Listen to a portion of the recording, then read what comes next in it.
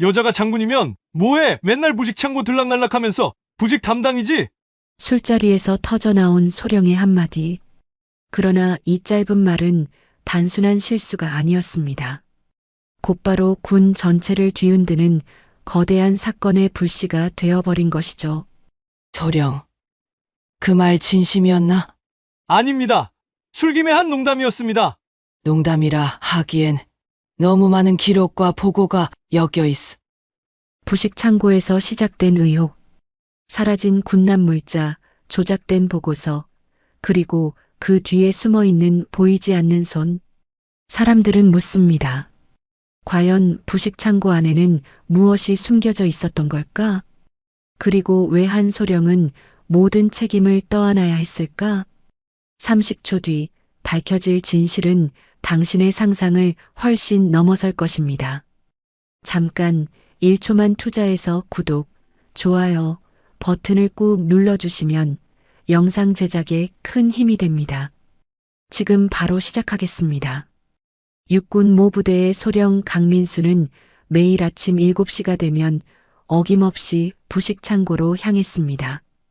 부대 뒤편에 자리 잡은 낡은 콘크리트 건물, 그곳이 바로 강민수가 책임지고 있는 부식창고였죠.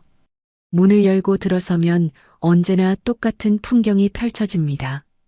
높이 쌓인 라면 상자들, 벽면을 따라 정렬된 통조림들, 그리고 PX에서 들어온 온갖 과자류들이 빼곡히 들어찬 모습 말입니다. 이곳은 늘 축축했습니다. 환기가 제대로 되지 않아 곰팡이 냄새가 코끝을 자극했고 형광등 불빛은 어둑어둑해서 구석진 곳까지 제대로 비추지 못했죠. 강민수는 매번 이곳에 들어설 때마다 한숨을 내쉬곤 했습니다. 육군사관학교를 졸업하고 소령까지 진급한 자신이 왜 이런 창고에서 라면과 통조림을 세어야 하는지 이해할 수 없었거든요. 1985년 육사를 졸업한 강민수에게는 큰 꿈이 있었습니다. 언젠가는 연대장이 되고 나아가 장군까지 진급해서 나라를 지키는 중요한 역할을 하고 싶었죠. 하지만 현실은 매일 라면 상자를 세고 통조림 유통기한을 확인하는 단조로운 일의 연속이었어요. 동기들이 하나둘 중요한 보직을 맡아가는 모습을 지켜보면서 강민수의 마음속에는 점점 불만이 쌓여갔습니다. 라면 500박스, 김치 통조림 300개, 참치캔 200개. 강민수는 기계적으로 숫자를 세며 장부에 적어 내려갔습니다.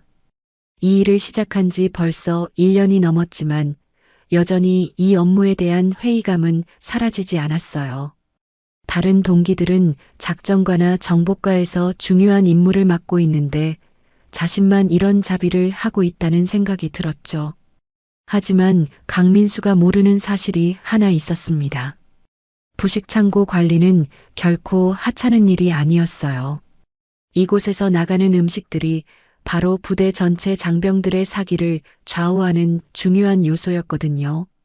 훈련으로 지친 병사들에게 따뜻한 라면 한 그릇이 얼마나 큰 위로가 되는지, 고된 훈련 후 달콤한 과자 하나가 얼마나 소중한 기쁨인지를 강민수는 제대로 알지 못했습니다. 창고 한켠에는 이등병 시절부터 근무했던 정상사가 자주 들렀습니다. 정상사는 부대에서 가장 오래 근무한 베테랑으로 부식창고의 모든 것을 꿰뚫고 있었죠. 소령님, 이 일이 보기보다 중요한 일입니다. 병사들 배를 채워주는 게 무엇보다 소중한 임무예요.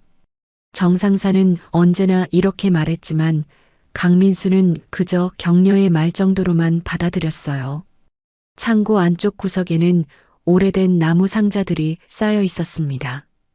이미 녹이 슬고 먼지가 두껍게 쌓인 그 상자들은 언제부터 있었는지조차 아무도 기억하지 못했어요. 강민수도 처음에는 그 상자들을 정리해 보려고 했지만 너무 무겁고 오래되어서 포기했죠. 게다가 위에서 특별한 지시도 없었고 현재 사용하는 물품들만 관리하면 된다고 생각했거든요. 그 상자들 사이로는 가끔 쥐들이 드나들기도 했는데 강민수는 그것조차 신경 쓰지 않았습니다. 매일 오후가 되면 각 중대에서 병사들이 부식을 가지러 왔습니다. 강민수는 정해진 분량만큼 라면과 통조림, 과자를 나누어 주었어요. 일병 김철수는 항상 소령님 고맙습니다라며 정중하게 인사했고, 상병 이영호는 이번 주에 새로 들어온 과자가 정말 맛있어요라며 환하게 웃곤 했죠. 하지만 강민수에게는 그저 반복되는 일상일 뿐이었습니다. 어느 날 오후 부대 내 소문이 하나 돌기 시작했어요.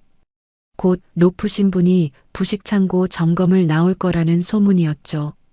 연대장도 아니고 사단장도 아닌 더 높은 분이 온다는 이야기였습니다. 강민수는 처음에는 그저 소문일 뿐이라고 생각했어요. 하지만 며칠 뒤 공식 통보가 내려왔습니다. 3스타 한지연 장군이 직접 부대를 시찰하러 온다는 공문이었죠. 강민수는 당황했습니다. 장군이 부식 창고까지 점검하러 온다니, 이런 일은 처음이었거든요. 보통은 연대장이나 사단장 정도가 형식적으로 둘러보고 가는 것이 전부였는데 3스타가 직접 온다는 건 뭔가 특별한 이유가 있을 거라는 생각이 들었어요. 강민수는 급하게 창고를 정리하기 시작했습니다. 먼지를 닦고 상자들을 다시 정렬하고 유통기한이 지난 물품들을 따로 분류했죠. 정상사도 평소보다 부산하게 움직였어요. 소령님, 이번 점검은 좀 다를 것 같습니다. 한지연 장군은 장병들 복지에 특히 관심이 많으시거든요. 정상사의 말에 강민수는 더욱 긴장했습니다. 혹시 자신의 업무에 문제가 있었나 하는 걱정이 들었거든요. 저녁이 되어 창고 문을 잠그고 나오면서 강민수는 늘 같은 생각을 했습니다. 내가 왜 이런 창고지기를 해야 하지? 사관학교에서 배운 전술학, 전략학이 무슨 소용이 있겠어요. 매일 라면, 상자나 세고 통조림이나 정리하는 일에서 말입니다. 동기들과 술자리에서 만날 때마다 이런 불만이 더욱 커져갔어요. 작전가의 박중희는 최근 중요한 작전 계획을 세우고 있다고 자랑했고, 정보가의 김소령은 기밀 정보를 다루는 자신의 업무가 얼마나 중요한지 강조했죠. 그런 이야기들을 들을 때마다 강민수는 자신이 초라하게 느껴졌습니다. 자신이 할 수 있는 이야기라고는 오늘 라면이 몇 박스 들어왔다, 통조림 재고가 부족하다 같은 시시한 것들 뿐이었거든요. 특히 후배들까지 중요한 보직을 맡아가는 모습을 보면 더욱 답답했어요. 그러던 중 강민수는 부식창고에서 이상한 점을 발견하기 시작했습니다. 장부상으로는 분명히 있어야 할 통조림 몇 상자가 보이지 않는 거였어요. 처음에는 자신이 잘못 센 것이라고 생각했죠. 다시 세어보고 또 세어봐도 숫자가 맞지 않았습니다. 하지만 강민수는 크게 신경 쓰지 않았어요. 어차피 창고 관리라는 게 완벽할 수는 없다고 생각했거든요. 그런데 며칠이 지나자 이런 일이 자주 발생했습니다. 어제 분명히 확인했던 물품들이 오늘 보면 몇 개씩 빠져 있는 거예요. 강민수는 혹시 정상사나 다른 누군가가 가져간 건 아닌지 의심해 봤지만 딱히 물어볼 수도 없었어요. 게다가 양이 그리 많지도 않았고 전체 재고에 비하면 무시할 만한 수준이었거든요. 부식창고의 하루는 언제나 똑같았습니다. 아침에 재고를 확인하고 오후에 각 중대에 배급하고 저녁에 문을 잠그는 일의 반복이었죠. 강민수는 이런 일상이 언제까지 계속될지 막막했습니다. 하지만 그는 몰랐어요. 이 평범해 보이는 부식창고에서 곧 자신의 인생을 완전히 바꿔놓을 큰 사건이 시작될 것이라는 사실을 말입니다. 그리고 그 모든 것의 시작이 바로 며칠 뒤 있을 한지연 장군의 방문이 될 것이라는 사실도 전혀 예상하지 못했죠. 드디어 한지연 장군이 부대를 방문하는 날이 왔습니다. 이른 아침부터 부대 전체가 술렁였어요.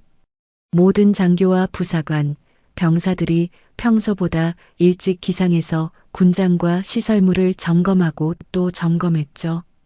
강민수도 새벽 5시부터 일어나 부식 창고를 마지막으로 정리했습니다. 먼지 하나 없이 깨끗하게 닦고 상자들을 일렬로 가지런히 정렬했어요. 오전 10시 정각 검은색 승용차 한 대가 부대 정문을 통과했습니다. 차에서 내린 한지연 장군의 모습은 강민수가 상상했던 것과는 달랐어요. 키가 크고 당당한 체구에 날카로운 눈빛을 가진 중년 여성이었죠. 별 3개가 달린 어깨견장이 햇빛에 반짝거렸습니다. 연대장과 각 대대장들이 일렬로 서서 경례를 올렸고 한지연 장군도 정중하게 답례했어요. 오늘은 특별히 장병들의 생활 환경을 직접 확인해 보고 싶습니다. 한지연 장군의 첫마디였죠. 보통 높으신 분들의 부대 방문은 형식적인 보고 청취와 훈련 참관 정도로 끝나는 경우가 많았는데 이번에는 뭔가 달랐어요. 장군은 생활관부터 시작해서 급식소, 세면장, 심지어 화장실까지 하나하나 꼼꼼하게 둘러봤습니다. 그리고 오후 2시경 드디어 부식창고 차례가 왔어요. 강민수는 긴장한 채로 입구에서 장군을 맞이했습니다. 부식창고 관리 담당 강민수 소령입니다. 큰 소리로 인사를 올렸죠. 한지연 장군은 고개를 끄덕이며 창고 안으로 들어섰어요. 이곳이 장병들의 부식을 보관하는 곳이군요. 장군은 차근차근 창고 내부를 살펴봤습니다. 라면 상자들의 상태를 확인하고 통조림의 유통기한을 하나하나 점검했어요. 습도 관리는 어떻게 하고 계신가요? 재고 관리 시스템은 어떻게 운영되나요? 장군의 질문은 예상보다 훨씬 전문적이고 구체적이었습니다. 강민수는 당황했어요. 평소에는 그냥 대충 넘어갔던 부분들을 장군이 정확히 짚어내고 있었거든요. 그 습도계가 있기는 한데 재고 시스템은 수기로 관리하고 있습니다. 횡설수설하는 강민수의 모습을 보며 동행한 연대장의 얼굴이 굳어졌어요. 하지만 한지연 장군의 진짜 관심사는 따로 있었습니다. 창고를 한 바퀴 돈 후 장군은 갑자기 급식소로 향했어요. 그곳에서는 마침 병사들이 간식 시간을 갖고 있었죠. 장군은 병사들 사이로 직접 걸어가서 하나하나 대화를 나눴습니다. 맛있게 먹고 있나요? 장군이 이등병 김철수에게 물었어요. 김철수는 깜짝 놀라며 일어서려 했지만 장군이 손짓으로 앉아 있으라고 했죠. 네, 장군님. 라면이 정말 맛있습니다. 김철수의 순진한 대답에 장군은 미소를 지었어요. 부식 배급은 제때 이루어지고 있나요? 상병 이영호에게도 물었습니다. 네, 매주 정해진 시간에 받고 있습니다. 특히 이번에 새로 들어온 과자가 인기가 많아요. 이영호도 환하게 웃으며 답했죠. 한지연 장군은 이런 식으로 여러 병사들과 대화를 나눴습니다. 병사들은 처음에는 긴장했지만 장군의 따뜻한 말투와 진심 어린 관심에 점점 마음을 열었어요. 훈련이 힘들 텐데 잘 견디고 있나요? 가족들은 건강하신가요? 부족한 건 없나요? 장군의 질문 하나하나에는 진정성이 담겨 있었습니다. 병사들과의 대화가 끝난 후 한지연 장군은 간부들을 향해 말했어요. 장병들의 복지는 전투력과 직결됩니다. 작은 것 하나까지 세심하게 신경 써주시기 바랍니다. 그리고는 부식 창고를 다시 한번 둘러보며 강민수에게 당부했죠. 소령님, 이곳은 장병들의 마음을 채워주는 중요한 공간입니다. 책임감을 갖고 관리해 주세요. 공식적인 방문 일정이 끝난 후 저녁에는 간부들과의 만찬이 열렸습니다. 연대장을 비롯해 각 대대장, 주요 참모진들이 모인 자리였어요. 한지연 장군도 참석해서 부대 운영에 대한 다양한 이야기를 나눴죠. 분위기는 화기애애했고 장군도 편안한 모습으로 대화에 참여했습니다. 하지만 진짜 문제는 만찬이 끝난 후에 시작됐어요. 한지연 장군이 먼저 자리를 뜬 후 남은 간부들끼리 2차로 넘어갔거든요. 부대 근처 작은 술집에서 소주와 맥주가 오가기 시작했고 분위기는 점점 무르익어 갔습니다. 처음에는 오늘 점검에 대한 이야기들이 줄을 잃었어요. 장군님이 정말 꼼꼼하시더라. 병사들한테 직접 물어보시는 모습이 인상적이었어. 우리도 더 신경 써야겠다. 이런 식의 건전한 대화들이었죠. 하지만 술이 몇 잔 들어가자 분위기가 달라지기 시작했습니다. 평소 쌓였던 불만들이 하나둘씩 터져나왔어요. 요즘 여군들이 너무 높은 자리까지 올라가는 것 같아. 작전가의 박중희가 먼저 말을 꺼냈어요. 예전에는 상상도 못할 일이었는데 이 말에 정보가의 김소령도 거들었습니다. 그러게 말이야. 아무리 실력이 있다고 해도 한계가 있는 거 아니야? 술 기운이 돌면서 점점 더 과격한 말들이 나오기 시작했어요. 강민수는 처음에는 가만히 있었습니다. 하지만 술이 취하면서 오늘 하루 종일 쌓였던 스트레스와 불만이 폭발했어요. 부식 창고에서 당황했던 기억, 장군 앞에서 제대로 대답하지 못했던 굴욕감, 그리고 평소부터 품고 있던 자신의 처지에 대한 불만이 한꺼번에 터져나왔죠. 여자가 장군이면 뭐해? 강민수의 목소리가 갑자기 커졌어요. 주변이 조용해졌지만 그는 계속했습니다. 맨날 부식 창고 들락날락하면서 부식 담당이지. 진짜 전쟁 나면 뭘 할 수 있겠어? 이 순간 술집 안이 조용해졌습니다. 모든 사람들이 강민수를 쳐다봤어요. 어떤 이는 놀란 표정을, 어떤 이는 당황한 표정을 지었죠. 박중희가 야 강민수 그만해라고 말렸지만 이미 늦었어요. 아니 사실이잖아. 여자한테 무슨 군사작전을 맡기겠어. 결국 부식이나 신경 쓰는 거지 뭐. 강민수는 계속 중얼거렸어요. 술에 완전히 취한 상태였거든요. 다른 사람들은 황급히 강민수를 말렸습니다. 하지만 이미 독설은 여러 사람들의 귀에 들어간 후였어요. 특히 옆 테이블에 앉아있던 다른 부대 간부들도 그 말을 들었죠. 술집이라는 공간의 특성상 이런 이야기는 순식간에 퍼져나갈 수밖에 없었어요.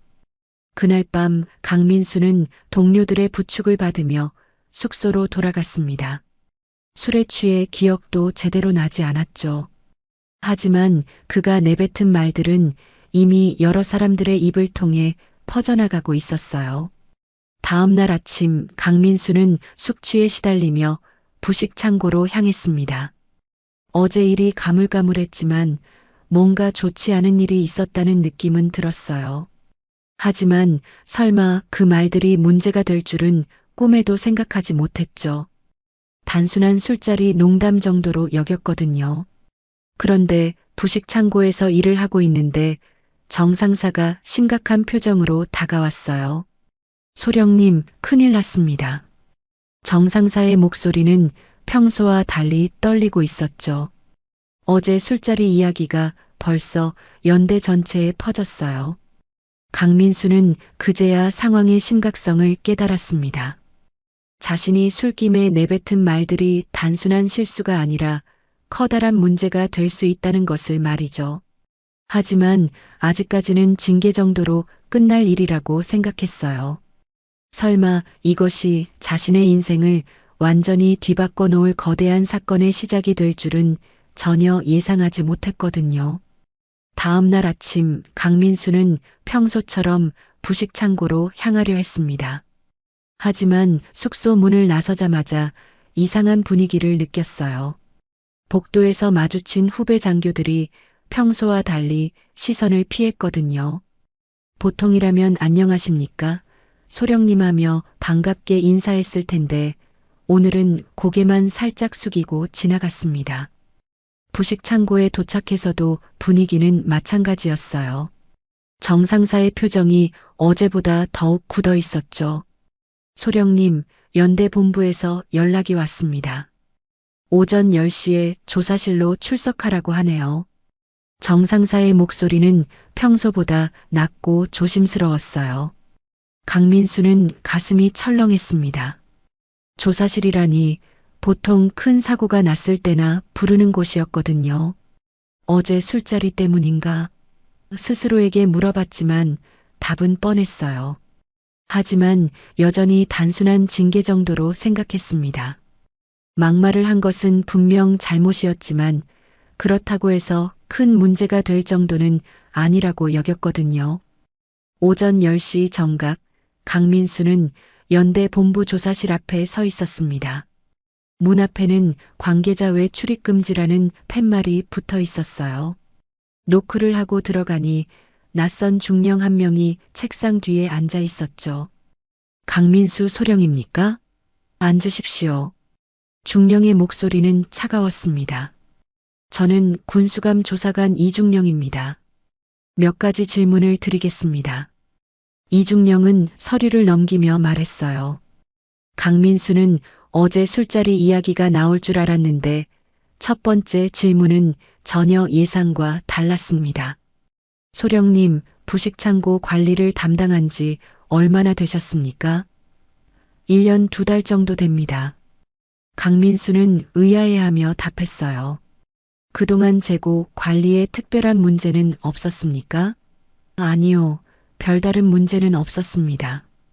이중령은 고개를 끄덕이며 다른 서류를 꺼냈습니다. 그렇다면 지난달 군납 통조림 400개가 사라진 건에 대해 아시는 게 있습니까? 강민수는 깜짝 놀랐어요. 400개요? 그런 일이 있었나요? 모르신다는 말씀이십니까?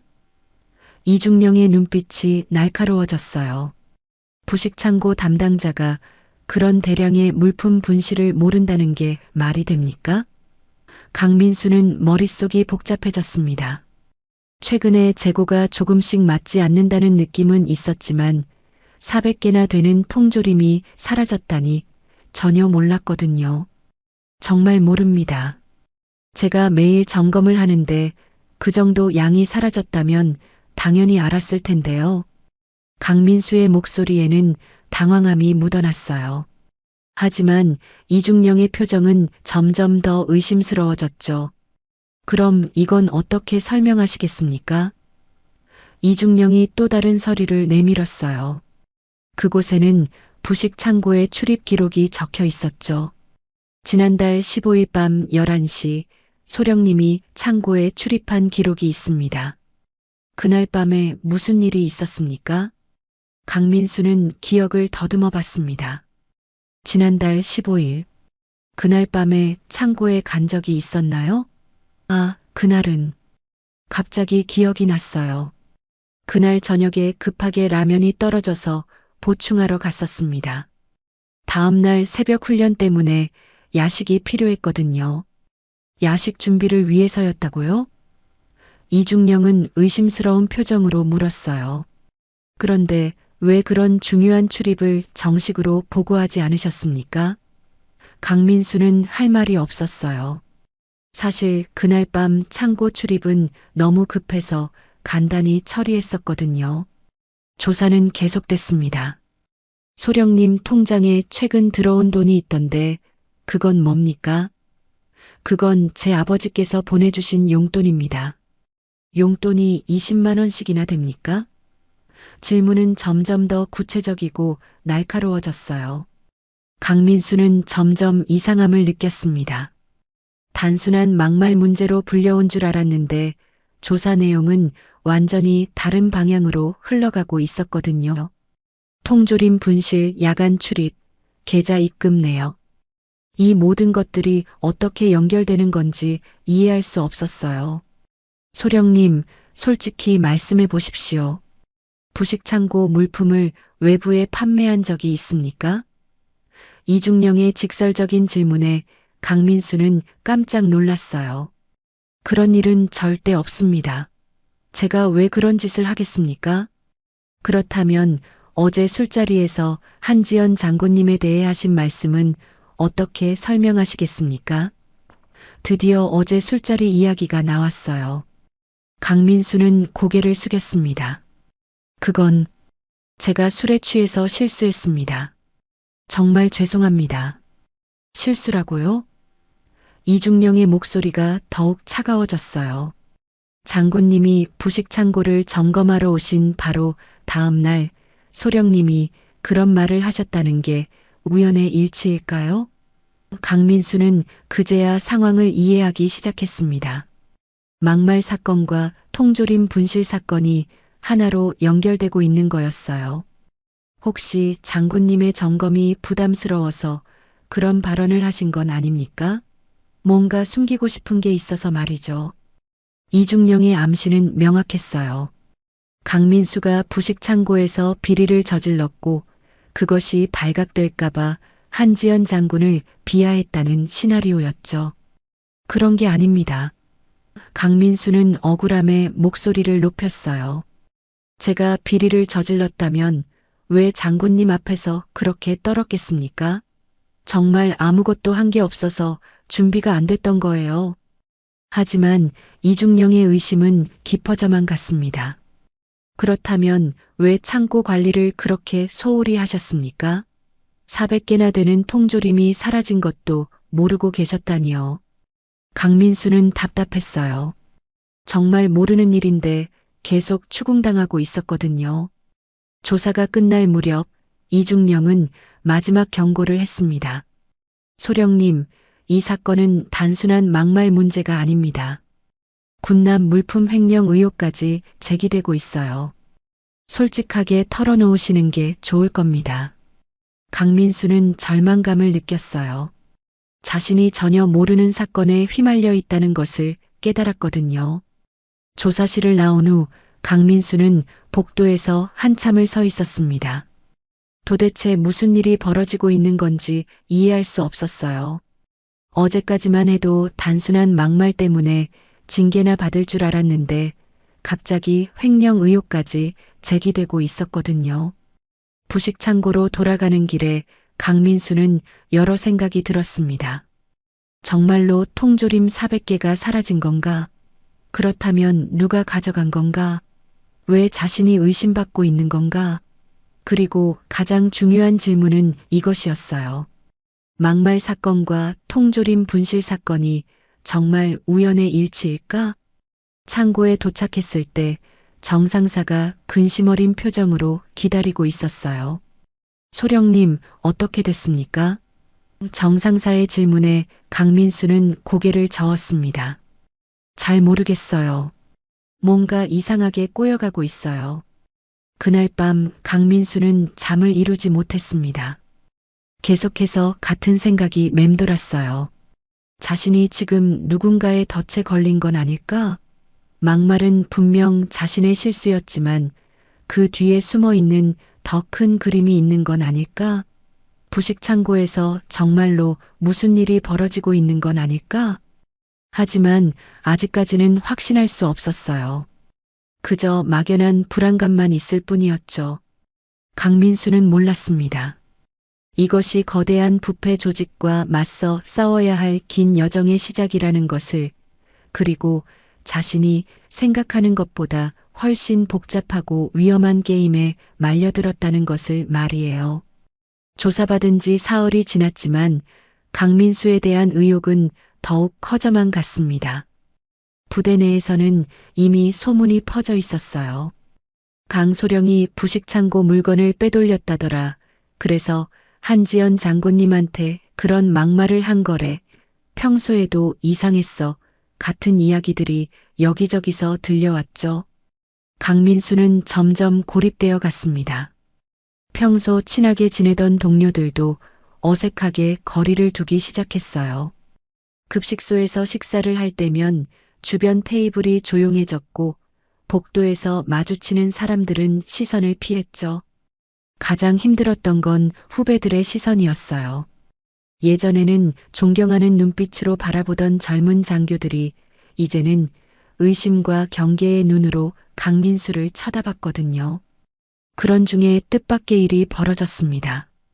바로 한지연 장군이 다시 부대를 찾아온 거였어요. 이번에는 공식적인 방문이 아니라 은밀한 만남이었죠. 저녁 늦은 시간 강민수에게 연락이 왔어요. 장군님이 부식 창고에서 만나자고 하십니다. 전화를 받은 강민수는 어리둥절했어요. 밤 9시 부식 창고 앞에서 한지연 장군을 만났습니다. 어둠 속에서 장군의 모습은 처음 만났을 때와는 완전히 달라 보였어요. 근엄했던 표정 대신 걱정스러운 눈빛이 있었죠. 소령님, 요즘 힘드시죠? 장군의 첫마디였어요. 장군님, 강민수는 무슨 말을 해야 할지 몰랐습니다. 자신이 장군에 대해 한 막말 때문에 죄송하기도 했고, 동시에 현재 상황이 억울하기도 했거든요. 제가 정말 죄송합니다. 술자리에서 그건 지금 중요한 게 아니야. 한지연 장군이 손을 저으며 말했어요. 강소령, 당신은 지금 누군가의 덫에 걸린 거요. 장군의 말에 강민수는 깜짝 놀랐습니다. 자신이 며칠 전부터 막연히 느꼈던 의혹을 장군이 정확히 짚어낸 거였거든요. 무슨 말씀이신지. 강민수가 어물어물하자 한지연 장군은 작은 봉투를 꺼냈어요. 그 안에는 여러 장의 서류가 들어 있었죠. 이것들을 보십시오.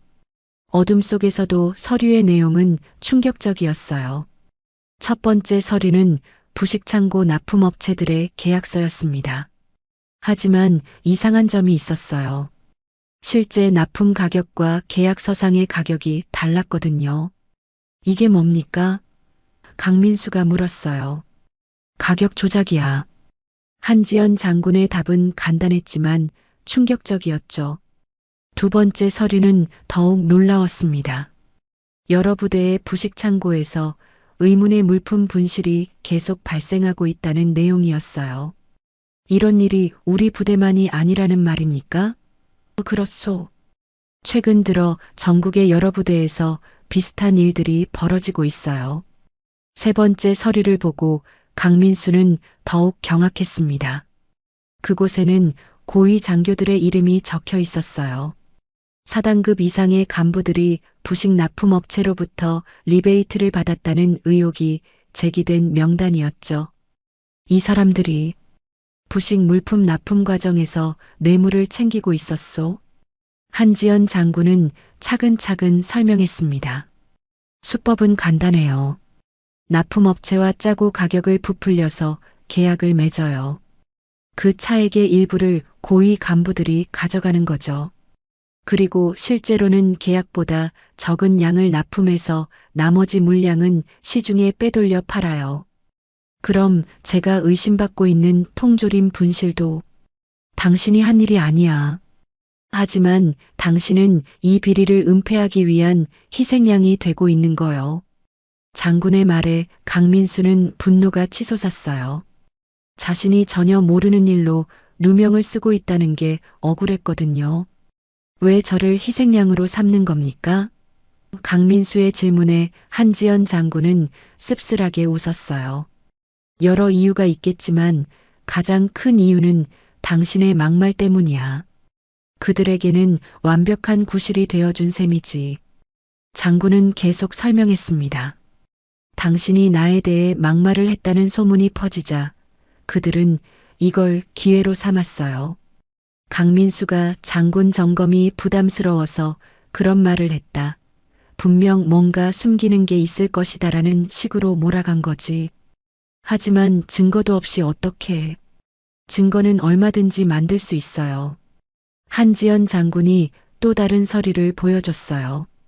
당신의 야간 창고 출입 기록, 계좌 입금 내역, 심지어 가짜 목격자 진술까지 준비되어 있어요. 강민수는 소름이 돋았습니다. 자신도 모르는 사이에 완벽한 덫에 걸렸다는 것을 깨달았거든요. 그럼 저는 어떻게 해야 합니까? 절망적인 목소리로 물었어요. 싸워야 해요.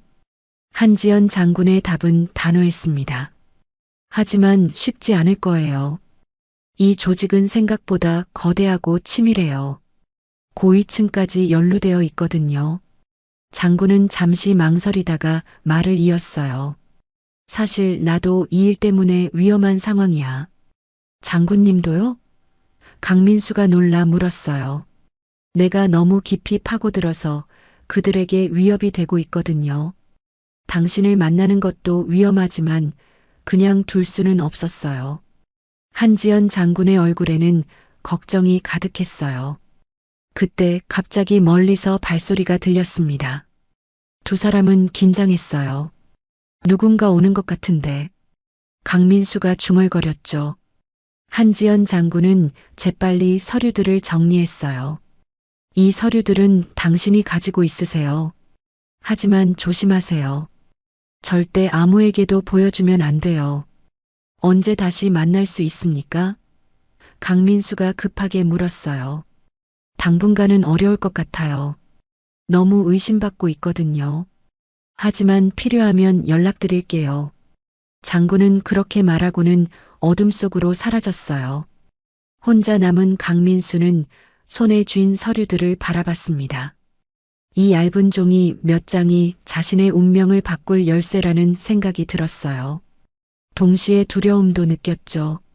만약 이 서류들이 발각된다면 어떤 일이 벌어질까? 숙소로 돌아가는 길에 강민수는 여러 번 뒤를 돌아봤습니다. 혹시 누군가 자신을 지켜보고 있는 건 아닌지 불안했거든요. 한지연 장군의 말이 사실이라면 자신은 이미 거대한 조직의 표적이 된 셈이었어요. 그날 밤 강민수는 서류들을 꼼꼼히 읽어봤습니다.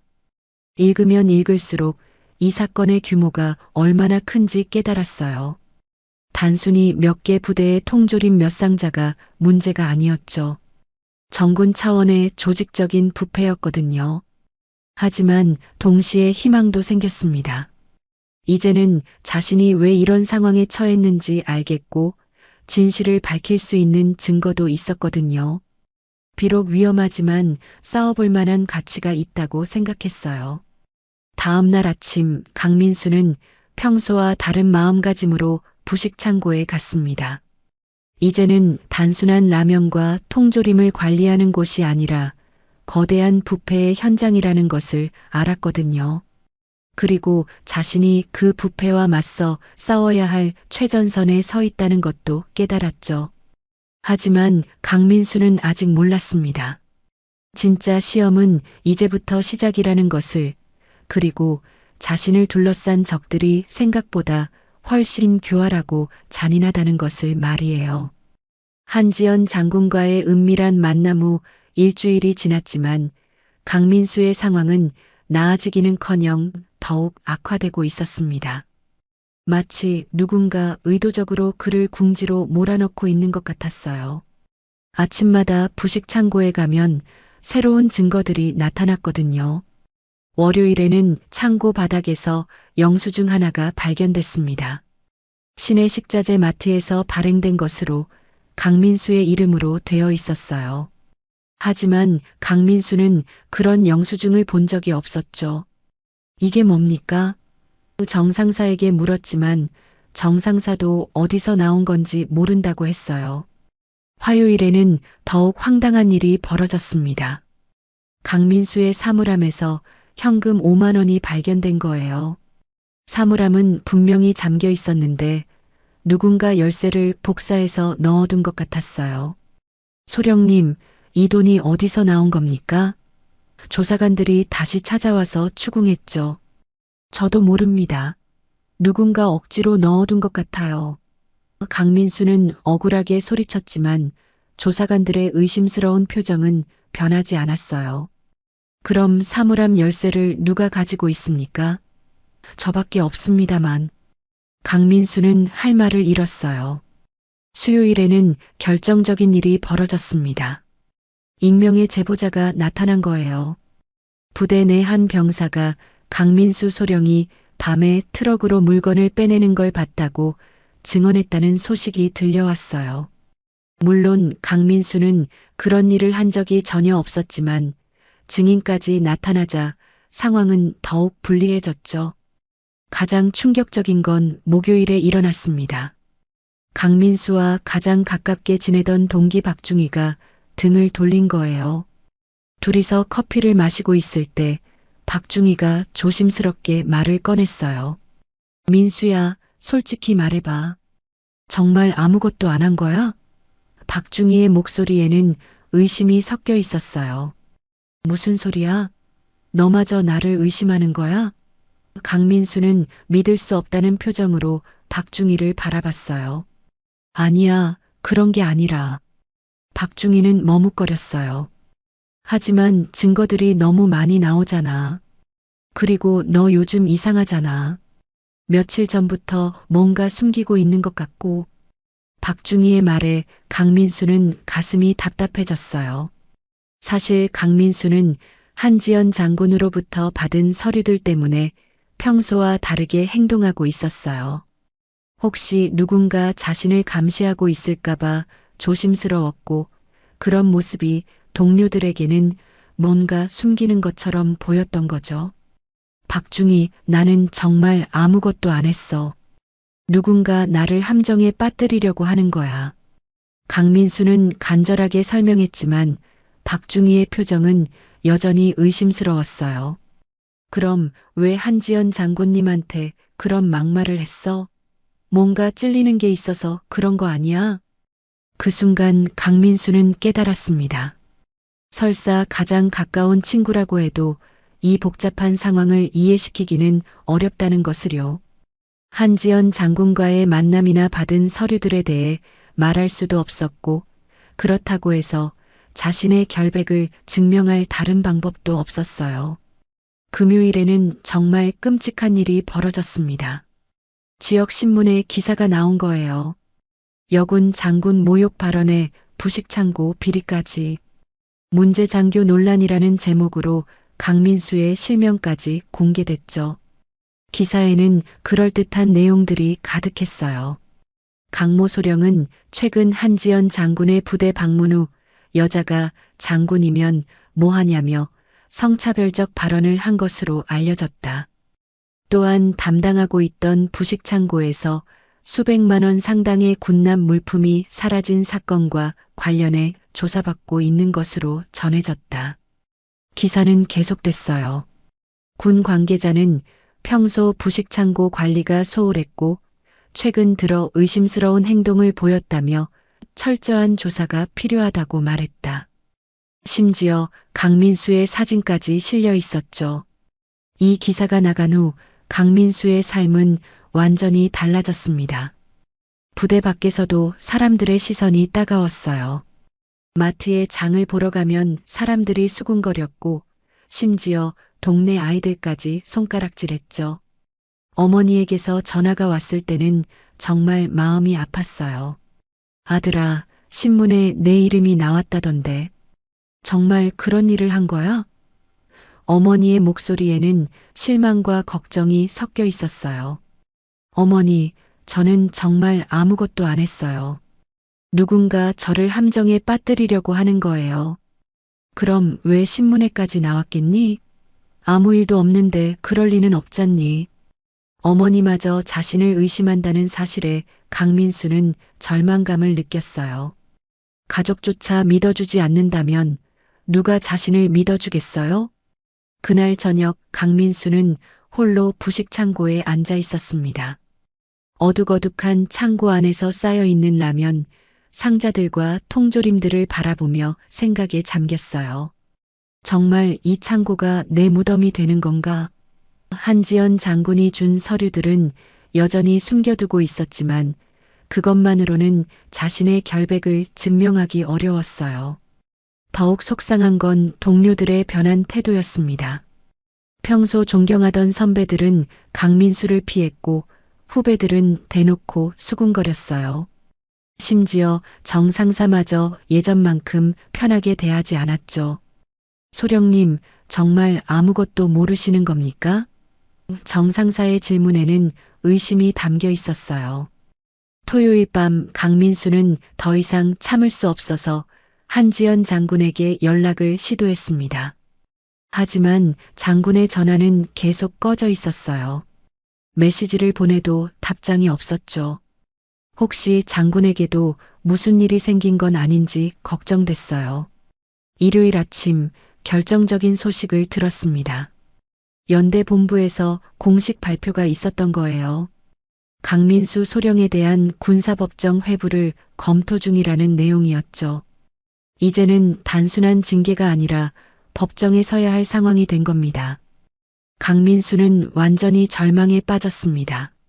아무리 결백하다고 주장해도 아무도 믿어주지 않았고 오히려 증거들은 계속 쌓여만 갔어요. 심지어 가족과 가장 가까운 친구들마저 의심하고 있었죠. 그날 밤 강민수는 독방 같은 자신의 숙소에서 혼자만의 시간을 가졌습니다. 창문을 통해 보이는 부식 창고를 바라보며 쓸쓸한 생각에 잠겼어요. 결국 부식 창고가 내 무덤이 되는 건가? 자조적인 웃음이 나왔어요. 하지만 그 순간 강민수는 한 가지를 깨달았습니다. 지금까지 너무 수동적으로 당하기만 했다는 것을요. 이제는 적극적으로 반격해야 할 때라고 생각했어요. 한지연 장군이 준 서류들을 다시 꺼내서 자세히 읽어봤죠. 서류들 속에는 분명히 진실이 담겨 있었어요. 부식 창고를 둘러싼 거대한 부패의 실체, 그리고 자신이 희생양이 된 이유까지 모든 것이 설명되어 있었죠. 이제는 이 진실을 세상에 알려야 할 때였어요. 좋아, 싸워보자. 강민수는 주먹을 불끈 쥐었습니다. 비록 모든 사람이 등을 돌렸지만 포기할 수는 없었어요. 진실은 반드시 밝혀져야 했고 자신의 결백도 증명해야 했거든요. 그리고 무엇보다 이런 부패가 더 이상 계속되어서는 안 된다고 생각했어요. 절망의 나날이 계속되던 어느 날 밤 강민수에게 예상치 못한 연락이 왔습니다. 휴대폰의 낯선 번호로 문자 메시지가 도착했어요. 내일 새벽 5시 부대 뒷산 정자에서 만나자. 마이너스 한지연 장군으로부터 온 메시지였죠. 며칠 동안 연락이 두절되었던 한지연 장군이 마침내 연락을 해온 거예요. 다음 날 새벽 강민수는 조심스럽게 뒷산으로 향했습니다. 아직 해가 뜨기 전이라 주변은 어둑어둑했어요. 혹시 누군가 자신을 감시하고 있을까봐 여러 번 뒤를 돌아보며 걸었죠. 정자에 도착했을 때 한지연 장군은 이미 와서 기다리고 있었어요. 장군님, 강민수가 반가워하며 다가가자 장군의 표정은 평소보다 훨씬 심각했어요. 며칠 사이에 더 야윈 것 같았고 눈가에는 깊은 피로가 서려 있었죠. 소령님, 요즘 많이 힘드셨죠? 장군의 목소리에는 미안함이 담겨 있었어요. 장군님, 왜 연락이 안 됐습니까? 정말 걱정했어요. 강민수의 질문에 한지연 장군은 한숨을 내쉬었어요. 저도 감시를 받고 있어요. 며칠 전부터 제 전화도 도청당하고 있는 것 같고 행동도 제약을 받고 있어요. 장군은 계속 설명했습니다. 당신을 도우려다가 저까지 의심받게 됐어요. 상부에서는 제가 이 사건에 개입하지 말라고 압력을 가하고 있어요. 강민수는 장군까지 위험에 빠뜨렸다는 죄책감이 들었어요. 장군님, 저 때문에 곤란해지신 거라면. 아니요, 이건 언젠가는 해결해야 할 문제였어요. 한지연 장군이 고개를 저었어요. 오늘 만난 이유는 중요한 정보를 전해드리기 위해서예요. 마지막 기회일 수도 있거든요. 장군은 작은 메모지를 꺼냈어요. 부식창고 안쪽 오래된 군납 상자 속을 보십시오. 특히 구석에 있는 녹슨 상자들 말이에요. 강민수는 그 상자들을 기억했어요. 처음 부식창고 담당이 됐을 때부터 있었던 아무도 신경 쓰지 않던 그 오래된 상자들 말이죠. 그 상자들에 뭐가 있습니까? 당신이 직접 확인해 보세요. 하지만 조심하세요. 절대 혼자서 하지 마시고 믿을 만한 증인이 있을 때 열어보세요. 장군의 당부는 간절했어요. 그리고 이것도 가지고 계세요. 장군이 또 다른 봉투를 건넸어요. 이 안에는 더 중요한 증거들이 있어요. 하지만 함부로 공개하면 안 됩니다. 때가 되면 알 거예요. 강민수가 봉투를 받자 한지연 장군은 일어섰어요. 이제 헤어져야겠어요. 너무 오래 있으면 의심받을 수 있어요. 하지만 몇 걸음 가다가 돌아서서 마지막 말을 했어요. 소령님, 포기하지 마세요. 진실은 반드시 밝혀집니다. 장군이 떠난 후 강민수는 혼자 정자에 앉아 생각에 잠겼습니다. 오래된 군납 상자. 그동안 한 번도 제대로 살펴보지 않았던 그 상자들에 뭔가 중요한 단서가 숨어 있다는 건가요? 부대로 돌아온 강민수는 곧바로 부식창고로 향했습니다. 하지만 한지연 장군의 당부대로 혼자서는 위험할 것 같아 정 상사를 불렀어요. 상사님, 창고 정리를 좀 도와주실 수 있습니까? 정 상사는 의아해했지만 따라왔어요. 강민수는 창고 안쪽 구석으로 갔습니다. 거기에는 정말로 오래된 나무 상자들이 먼지를 뒤집어 쓴 채 방치되어 있었어요. 상사님, 이 상자들 언제부터 여기 있었는지 아세요? 글쎄요, 제가 이 부대에 온 지 10년이 넘는데 그때부터 있었던 것 같아요. 아마 더 오래됐을 거예요. 정 상사의 대답을 들으며 강민수는 첫 번째 상자를 열어봤어요. 상자 안에는 곰팡이 냄새가 진동했습니다. 오래된 서류들과 장부들이 들어 있었어요. 대부분 글씨가 흐려져서 읽기 어려웠지만 몇 개는 아직 알아볼 수 있었죠. 이거 군납 관련 서류들 같은데요. 정 상사가 말했어요. 두 번째 상자를 열자 더욱 흥미로운 것들이 나왔습니다. 오래된 계산기, 도장, 그리고 여러 장의 영수증들이었어요. 영수증들을 자세히 보니 이상한 점이 있었어요. 같은 날짜에 같은 업체에서 발행된 영수증이 여러 장 있었거든요. 세 번째 상자에서 결정적인 것을 발견했습니다. 검은색 장부였어요. 겉표지에는 비자금 관리대장이라고 적혀 있었죠. 강민수와 정 상사는 서로를 바라봤어요. 이게 뭡니까? 정 상사가 놀란 목소리로 물었어요. 장부를 펼쳐보자 더욱 놀라운 내용들이 나타났습니다. 여러 부대의 부식창고에서 빠돌린 물품들의 목록이 상세히 적혀 있었어요. 날짜, 품목, 수량, 그리고 판매처까지 모든 것이 기록되어 있었죠. 이건 범죄 증거 아닙니까? 정 상사가 떨리는 목소리로 말했어요. 강민수도 충격을 받았어요.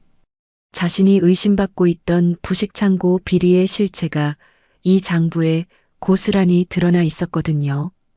더욱 놀라운 건 그 다음이었습니다. 장부 마지막 페이지에는 관련자들의 명단이 적혀 있었어요. 사단급 이상의 고위 간부들 이름이 줄줄이 나와 있었죠.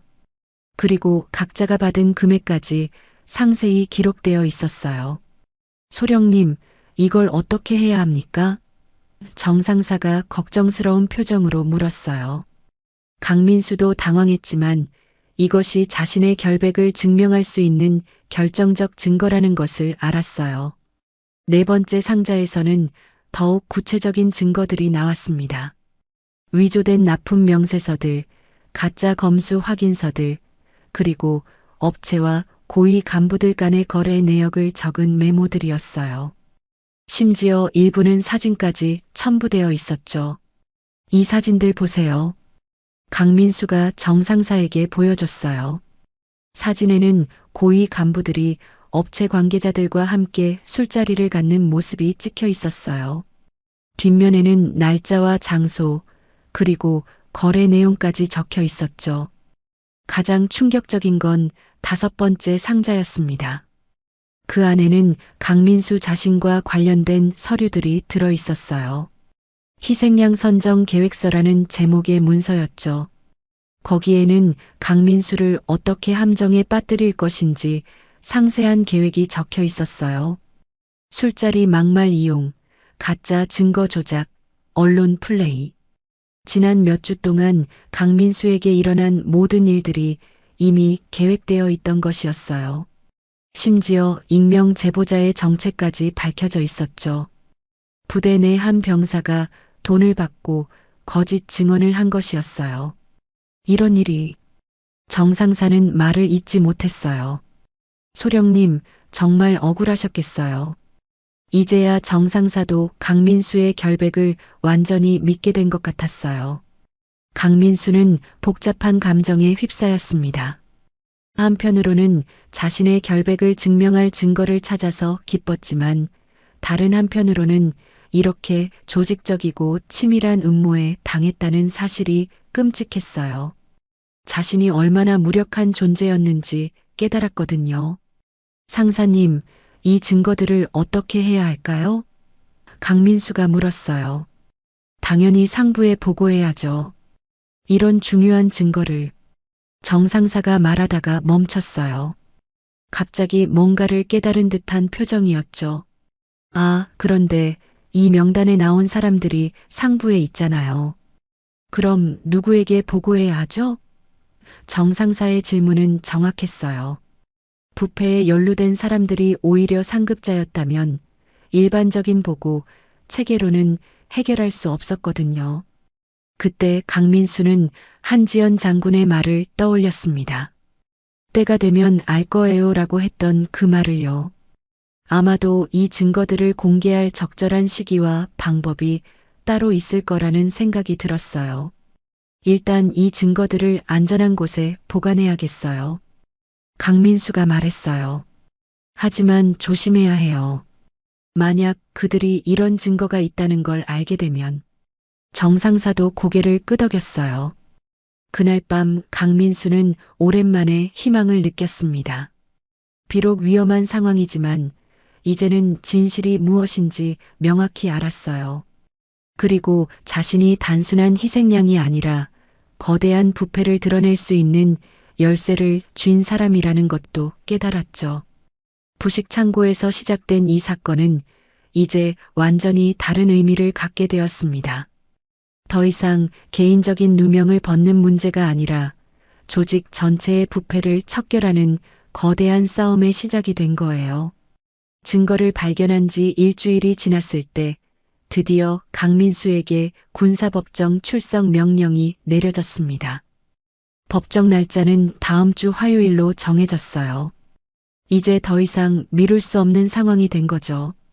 강민수는 마지막 승부를 걸어야 할 때가 왔다고 생각했습니다. 법정 전날 밤 강민수는 한지연 장군으로부터 마지막 연락을 받았어요. 내일이 마지막 기회입니다. 모든 걸 걸고 진실을 말하세요. 장군의 목소리에는 간절함이 담겨 있었어요. 저도 최대한 도울 테니까 용기를 잃지 마세요. 법정이 열리는 날 많은 사람들이 몰려들었습니다. 언론에서도 관심을 보였고 부대 내 간부들과 병사들도 방청석을 가득 메웠어요. 모든 이들의 시선이 강민수에게 집중됐죠. 어떤 이는 동정의 눈으로, 어떤 이는 여전히 의심의 눈으로 바라봤어요. 군 검찰관이 먼저 기소 내용을 발표했습니다. 피고인 강민수 소령은 부식창고에서 군납 물품을 횡령했으며 이를 은폐하기 위해 상급자인 한지연 장군을 모독하는 발언을 했습니다. 검찰관의 목소리는 확신에 차 있었어요. 이어서 증인들이 차례로 나왔습니다. 익명의 제보를 했다던 그 병사도 증언대에 올랐어요. 분명히 봤습니다. 소령님이 밤에 트럭으로 물건을 빼내는 걸 말이에요. 병사의 증언은 구체적이고 설득력이 있어 보였어요. 조사관도 나와서 발견된 증거들을 제시했습니다. 영수증, 현금, 계좌 입금 내역.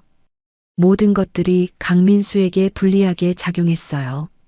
방청석에서는 수군거리는 소리가 들렸고 강민수는 점점 궁지에 몰리는 느낌이었어요. 마침내 강민수가 증언대에 올랐습니다. 재판장이 질문했어요. 피고인은 기소 내용에 대해 어떻게 생각하십니까? 강민수는 깊게 숨을 들이쉬었어요. 이제 모든 것을 걸고 진실을 말할 때가 온 거죠. 재판장님, 저는 무죄입니다.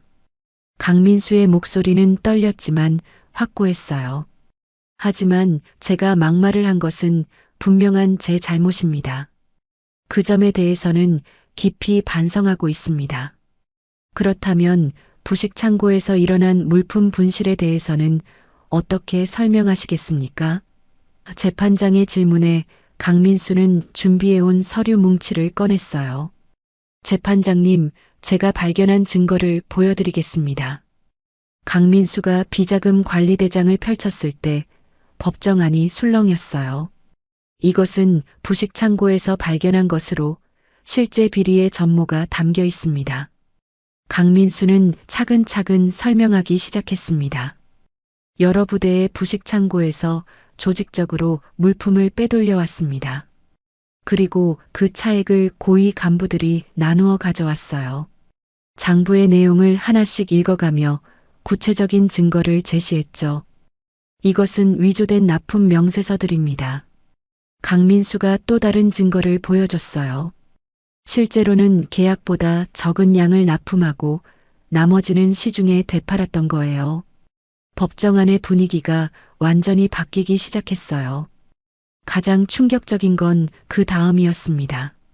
그리고 이것은 저를 희생양으로 만들기 위한 계획서입니다. 강민수가 희생양 선정 계획서를 공개했을 때 방청석에서 탄식이 터져 나왔어요. 제가 막말을 한 것을 이용해서 모든 죄를 저에게 뒤집어 씌우려 했던 거예요. 검찰관이 당황해서 이의를 제기했습니다. 그런 서류들이 진짜라는 보장이 어디 있습니까? 피고인이 조작한 것일 수도 있습니다. 하지만 강민수에게는 더 강력한 증인이 있었어요. 정 상사님, 증언대에 나와주세요. 강민수가 부르자 정 상사가 떨리는 걸음으로 앞으로 나왔어요. 상사님이 직접 목격하신 것을 말씀해 주세요. 정 상사는 떨리는 목소리로 증언했습니다. 저도 함께 있었습니다. 소령님과 제가 부식 창고에서 그 증거들을 발견했어요. 모든 것이 조작된 것이었습니다. 정 상사의 증언은 강민수에게 큰 힘이 되었어요. 하지만 진짜 반전은 그때 일어났습니다. 갑자기 법정 문이 열리며 한지연 장군이 들어온 거예요. 모든 사람들이 깜짝 놀랐죠. 재판장님, 중요한 증언을 하고 싶습니다. 장군의 등장으로 법정은 완전히 뒤바뀌었어요. 한지연 장군은 증언대에 올라서서 말했습니다. 저는 이 사건을 몇 달 동안 추적해왔습니다. 강민수 소령은 무죄입니다. 장군은 자신이 수집한 추가 증거들을 제시했어요. 통화 녹음, 계좌 추적 결과, 그리고 진짜 범인들의 정체까지 모든 것을 공개했죠. 실제 주모자는 김모 준장과 이모 대령입니다. 한지연 장군의 폭탄 발언에 법정이 술렁였어요. 이들은 여러 부대에서 수억 원 상당의 군납 물품을 횡령했고 강민수 소령을 희생양으로 삼으려 했습니다. 장군은 계속해서 증언했습니다. 강 소령의 막말은 분명 잘못이었습니다. 하지만 그것을 이용해서 무고한 사람을 범죄자로 만들려 한 것은 더 큰 죄입니다. 장군의 말에 방청석에서는 감탄의 소리가 나왔어요. 그때 또 다른 반전이 있었습니다. 강민수를 배신했던 동기 박중희가 갑자기 일어서서 말했어요. 재판장님, 저도 증언하겠습니다. 박중희는 양심 선언을 했어요. 저는 압력을 받아서 강민수를 의심했습니다. 하지만 이제 진실을 말하겠습니다. 박중희의 증언으로 사건의 전모가 더욱 명확해졌습니다. 김 준장이 저에게 강민수를 의심하라고 지시했어요. 그리고 다른 동료들에게도 같은 압력을 가했습니다. 박중희는 눈물을 흘리며 강민수에게 사과했어요. 이어서 놀라운 일이 벌어졌습니다. 강민수를 고발했던 그 병사가 갑자기 진술을 번복한 거예요. 죄송합니다. 저는 돈을 받고 거짓말을 했습니다. 병사는 무릎을 꿇고 사과했어요. 정말 죄송합니다, 소령님. 법정은 완전히 뒤바뀐 분위기가 되었습니다. 강민수를 의심하던 사람들은 미안해하는 표정을 지었고 진실을 알게 된 방청객들은 분노했어요. 이런 일이 있을 수 있나? 무고한 사람을 이렇게 몰아세우다니. 재판장은 잠시 휴정을 선언했습니다. 그동안 강민수는 증언대에서 마지막 말을 했어요. 재판장님, 그리고 여러분. 제가 막말을 한 것은 분명 제 잘못이었습니다. 하지만 그 뒤에 숨은 진실은 더 크고 더 추악했습니다. 강민수는 목소리를 높였어요. 부식창고는 단순히 음식을 저장하는 곳이 아닙니다. 장병들의 마음을 채워주는 소중한 공간이에요. 그런 곳에서 이런 부패가 일어나서는 안 됩니다. 강민수의 말에 모든 사람들이 고개를 끄덕였어요. 재판이 재개됐을 때 재판장의 판결은 명확했습니다. 강민수 소령은 군납 물품 횡령 혐의에 대해 무죄입니다. 하지만 상급자 모독 발언에 대해서는 견책 처분을 받게 됩니다. 강민수는 안도의 한숨을 내쉬었어요. 하지만 더 중요한 건 그 다음이었습니다. 이 사건과 관련된 실제 범인들에 대한 수사가 즉시 시작될 것입니다. 재판장의 발표에 법정 안에서는 박수가 터져 나왔어요. 법정을 나온 강민수 주변으로 많은 사람들이 몰려들었습니다. 한지연 장군이 가장 먼저 다가왔어요. 수고하셨어요, 강소령. 장군의 눈에는 뿌듯함이 가득했어요. 정상사도 눈물을 흘리며 강민수를 안았죠. 박중희를 비롯한 동료들도 줄줄이 사과했어요. 민수야, 정말 미안해. 내가 힘들 때 의심해서. 강민수는 그들을 용서했어요. 괜찮아요. 상황이 그랬으니까요. 그날 저녁 부식창고 앞에 선 강민수는 복잡한 감정에 휩싸였습니다. 이곳에서 시작된 사건이 이제 막을 내린 거예요. 비록 자신은 물러나게 되지만 더 큰 부패는 드러났고 정의는 실현됐어요. 부식창고는 더 이상 자신의 무덤이 아니라 진실을 밝혀낸 승리의 장소가 된 거죠. 8챕터 결말 변화의 씨앗.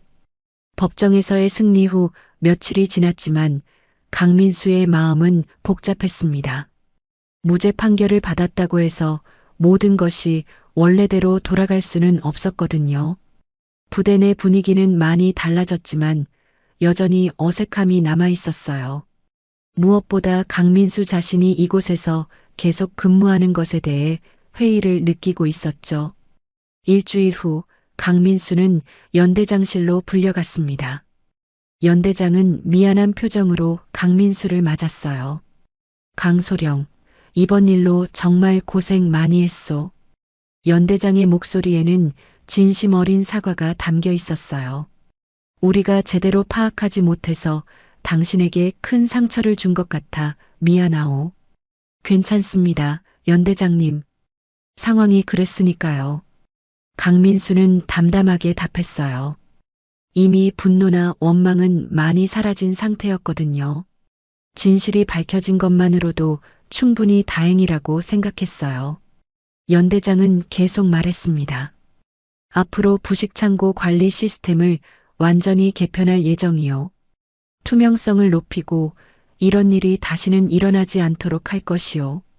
그리고 잠시 망설이더니 조심스럽게 물었어요. 강소령은 앞으로 어떻게 할 생각이요? 강민수는 이미 마음의 결정을 내리고 있었어요. 연대장님, 저는 전역을 신청하려고 합니다. 연대장은 놀란 표정을 지었어요. 전역이라고? 아직 젊은데 왜 그런 생각을? 이번 일을 겪으면서 많은 것을 깨달았습니다. 강민수의 목소리는 조용했지만 확고했어요. 군에서 배운 것들을 다른 방식으로 사회에 기여하고 싶어요. 연대장은 아쉬워했지만 강민수의 결심을 존중해줬어요. 저녁 준비를 하면서 강민수는 부식 창고를 마지막으로 정리했습니다. 이곳에서 일했던 1년 반 동안의 기억들이 스쳐 지나갔어요. 처음에는 하찮게 여겼던 이 일이 결국 자신의 인생을 완전히 바꿔놓았거든요. 정상사가 함께 정리를 도와줬어요. 소령님, 정말 아쉬워요. 이제 막 진실도 밝혀졌는데 떠나시다니. 정상사의 목소리에는 아쉬움이 가득했어요. 하지만 소령님의 선택을 응원합니다. 상사님이 계시니까 이 창고는 안전할 거예요. 강민수가 웃으며 답했어요. 앞으로는 정말 장병들을 위한 공간이 될 거예요.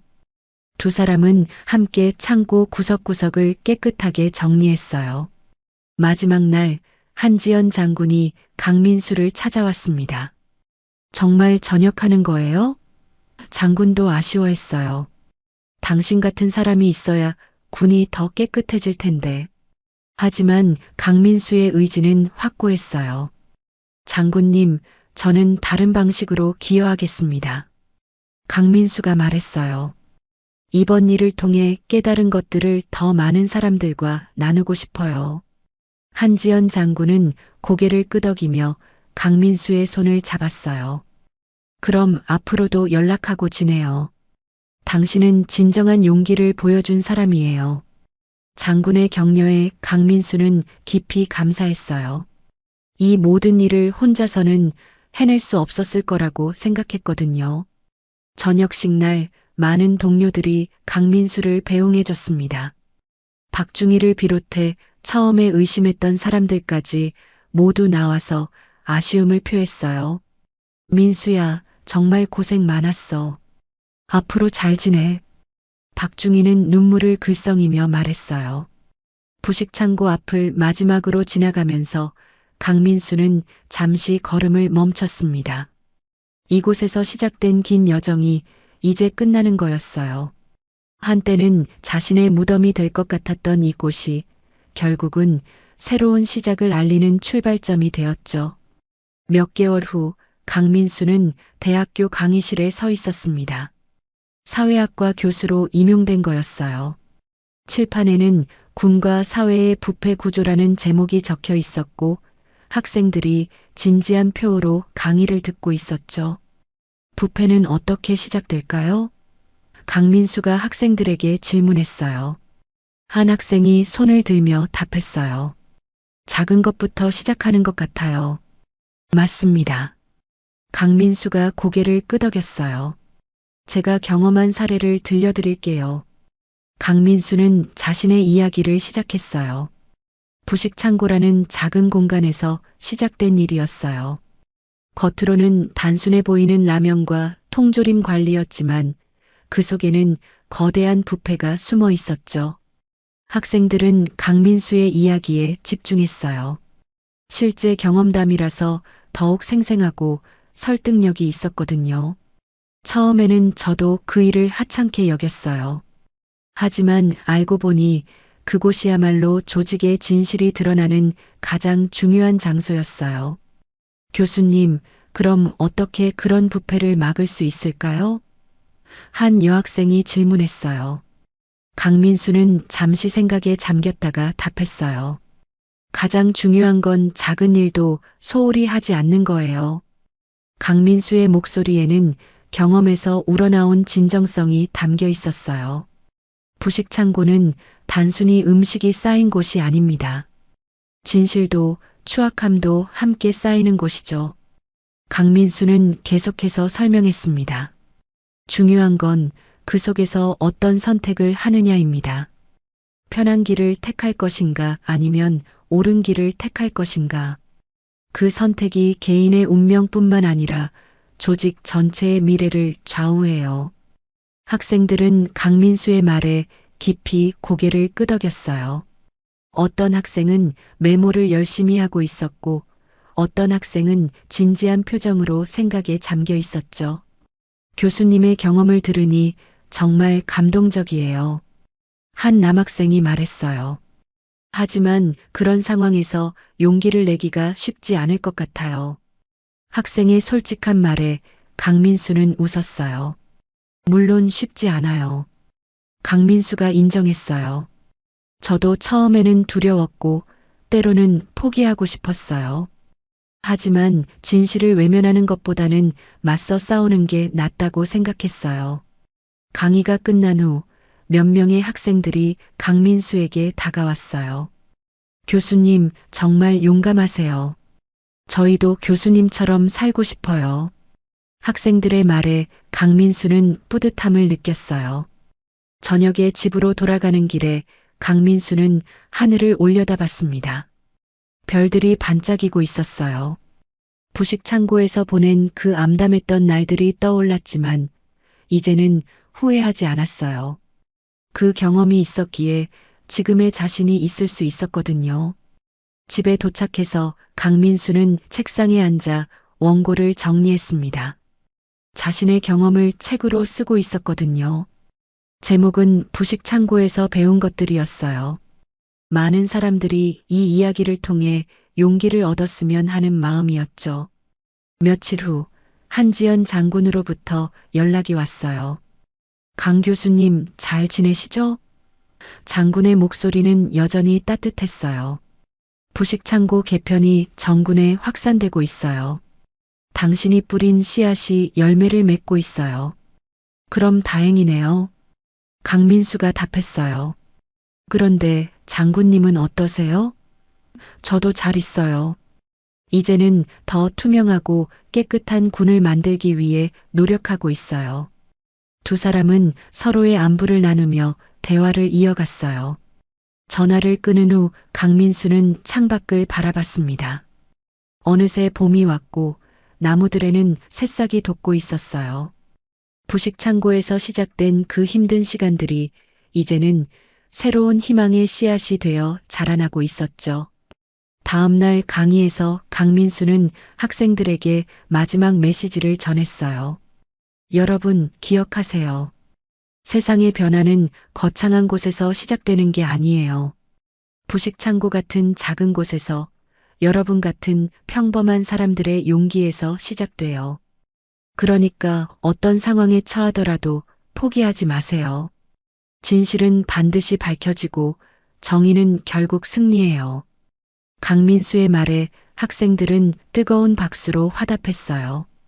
강의를 마치고 나서 강민수는 혼자 웃었습니다. 한때 자신의 무덤이 될 뻔했던 부식창고가 결국 자신의 인생에서 가장 의미 있는 장소가 되었어요. 그리고 그곳에서 배운 교훈들이 이제는 더 많은 사람들에게 전해지고 있었죠.